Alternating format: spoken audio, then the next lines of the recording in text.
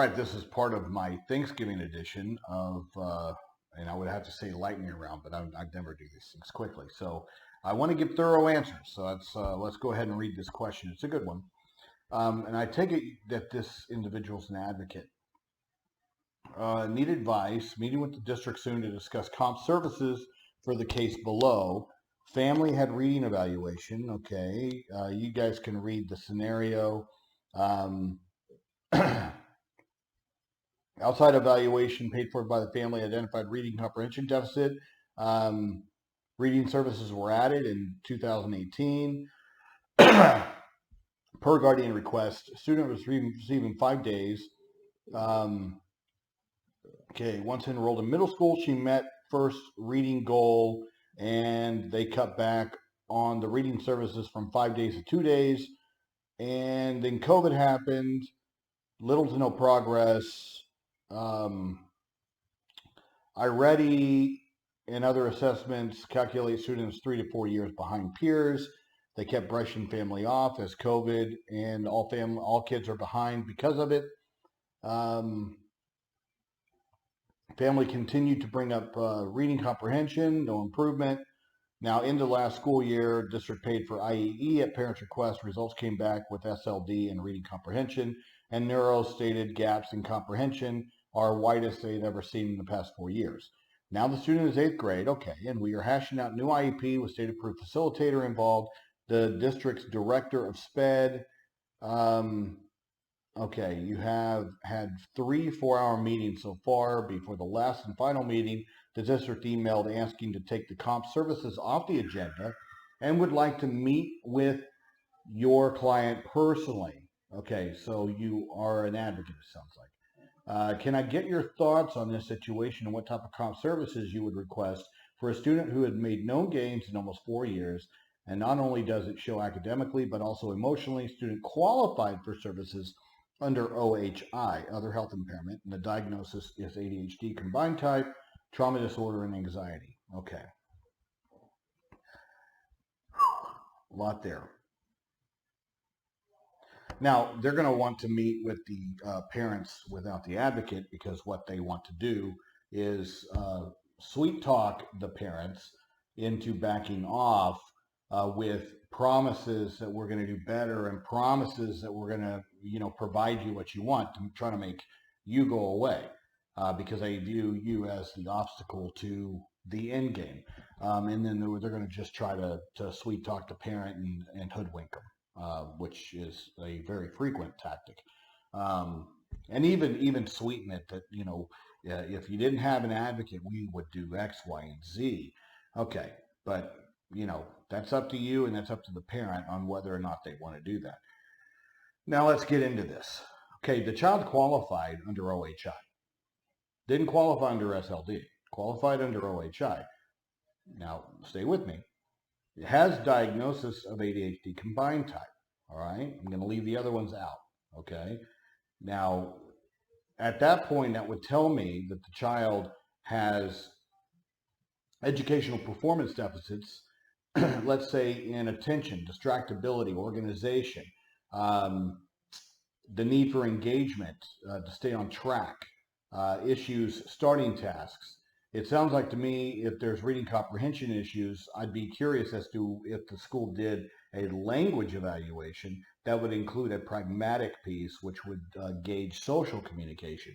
Because if I have reading comprehension along with OHI, like ADHD or dyslexia, for example, then the language is more than likely, even if it shows up as low average in a lot of these areas, it's still going to play a contributing factor to the reading comprehension and written expression issues that the child's having. So they can't be ignored. But if they haven't done a language evaluation that includes a pragmatic piece, then I recommend that be done. Okay. Now, because the child has OHI, of course, you would address any other area that would negatively impact educational performance, and that's academics, communication, and social emotional development.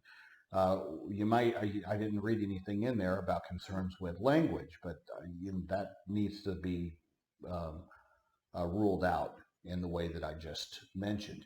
But with the ADHD, we got the social emotional deficit, and then we have the reading comprehension issues indicated. So we do know that there's two educational performance areas where we need goals and services, accommodations, things of that nature. All right. At the same time, what I also am curious about, and this is what I would do as an attorney, is how much of the problems in reading or in academics are a direct result of the ADHD combined type, okay? And how much of it is truly, let's say, an SLD. And it doesn't look like the school, if the child's eligible under OHI, it doesn't mean that they can't receive services in academics and reading, for example, but it doesn't mean that that's the primary. So you got to focus on what the primary is, sort of rule those factors out in the form of services, in the form of accommodations, and then you can refocus on the academic pieces like the reading comprehension. So how do we do that? Well, we do that through observation. So I would do a good functional behavior assessment, not focused on negative behavior, okay? Because that's, and when I'm talking about behavior that would have a child in trouble for violating student code of conduct, because that is what drives, let's say, the need for a behavior intervention plan. But there's also just regular behavior, guys. That there's two questions on every IEP. Does the child's behavior impede their learning or the learning of others? And for ADHD combined type, hell yes, it can absolutely be an impediment to the child's learning, not necessarily their peers, but the child themselves. And the schools, they frequently absolutely misread that as, well, the child's not kicking anybody's ass, so therefore, they don't have behavior, and they ignore the daily behavior that is the big, huge issue that is clouding the child's ability to make progress, which is why the child's eligibility category is OHI and not SLD. So you got to attack that first. And how I typically will do that is ask for a behavior analyst, a good ethical behavior analyst, to come in and be very specific on what it is that we're looking for. We're trying to gauge through a series of observations in classes where the child struggles, the rates of distractibility, the rates of inattention, the rates of engagement. How often is the teacher engaging with the student? Because that's important as well. Because if the student likes to hide in the back and put his head down, for example, then they're not being engaged by the teacher. And sometimes the teacher just needs to come up, tap them on the shoulder, or get their attention to keep the child's attention and address the distractibility and inattention through staff engagement, an increase in staff engagement. These things for ADHD are very critical. They're very important, but frequently overlooked and not considered at all. That somehow just throwing a reading program or a math program at the child or giving them an IEP with some accommodations somehow satisfies this. But that doesn't address the child's deficits, where they need goals, so that we can help them with redirection and attention.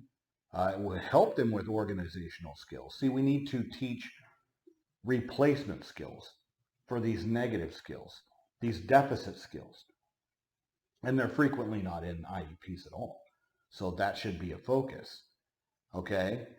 We need to know how much the behavior itself from the primary disability category is impacting academics. Once we rule that out, or once we understand that as a team, then we can refocus on the reading comprehension.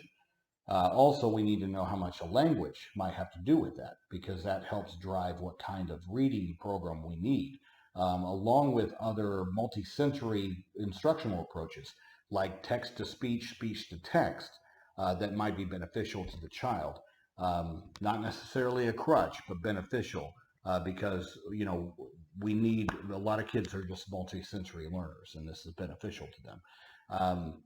But, I would also push for a Norton Gillingham type program that is not web-based, that is actually teacher instructed, and then with somebody that has the qualifications to address the specific gaps of where the child is currently functioning, not their grade level, where the child's currently functioning, and that's where the special education minute should be devoted to. The special education minute should be devoted to where the child's currently functioning. So the child is attending on their grade level class, let's say English language class. They're attending on their grade level class. Their specialized instruction should be focused on where they're currently functioning so that we can address those gaps and make gains. Okay? That's the idea. But once again, we need to address how much behavior is impacting that. And then second, we need to choose the right horse with regards to a reading program and ensure that the teacher is truly qualified and competent to specifically teach that. And, you got to be careful about doing it in a small group. Are all the kids on the same level? Because otherwise, then it's not individualized, you see. So there's a lot of nooks and crannies in there on just the IEP itself. Now, how do we address the compensatory? Well, the compensatory sort of flows off of that. You got to know how much of the behavior impacts, because that also needs to be addressed on the comp side. We typically will fit that in over the course of the summer, or over the course of split over 2 summers. And what I like for kids with ADHD that also have major gaps in their grade equivalency and reading, I like to do this after school, let's say twice a week, for an hour or 2 hours twice a week at a mutually agreeable time and location. And I'm okay with using a school employee that they pay, as long as the person meets those qualifications in order to target and address these specific deficits, and also has been trained, let's say by a behaviorist, a behavior analyst, on the redirection status. But with a kid with ADHD that has no other behaviors, working one-to-one typically will address the ADHD issues. All right, because they're in a one-to-one setting, and the 2 hours or twice a week, 1 to 2 hours over the course of, let's say, a full semester, over the course of the school year, will do wonders.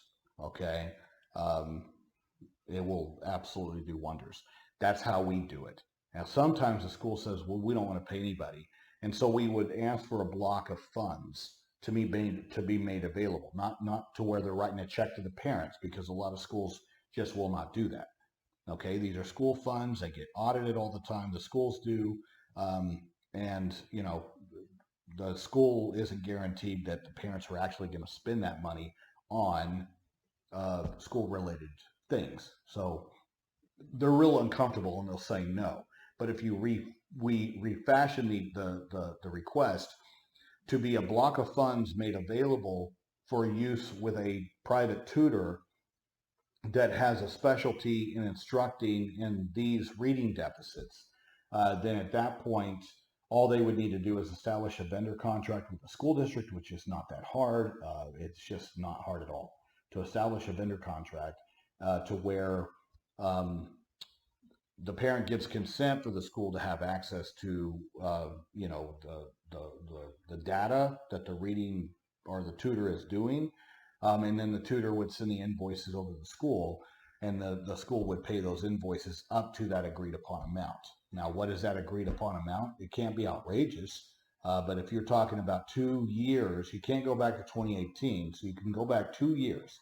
Unless you're in North Carolina, you can only go back 1. But if you're anywhere else in the country, it's 2 years is your statute of limitations for recovery, and it's based upon when the district knew, suspected, or should have known that the child needed services in those areas and it didn't provide it.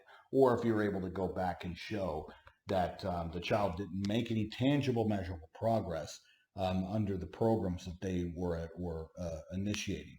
To the point where, let's say, the IEE indicated that no gains or even minor gains. It has to be tangible, measurable progress, not these little bitty jumps to where people can sit there and clap them, pat themselves on the back for, making 3 months of progress when a child's 4 years behind. That's just not how this works. Okay. And that's how we would do it. And, I'm not necessarily a lot of schools also will say, well, we'll use our own people. That's fine, but they need to make sure that it's somebody that that meets those qualifications. And what are those qualifications? It would be somebody that would have sufficient training similar to a dyslexia therapist or expert. Okay, and that way, and it's not like they can't go get that training, guys. It's not that hard, or they can pay for somebody who has that training, and that's what I would push for. But you need to address also the organizational issues, the inattention, the staff engagement problems. Those can't be ignored. On the comp side, I don't really think that they're going to be that big of an issue if the child is truly working one-to-one.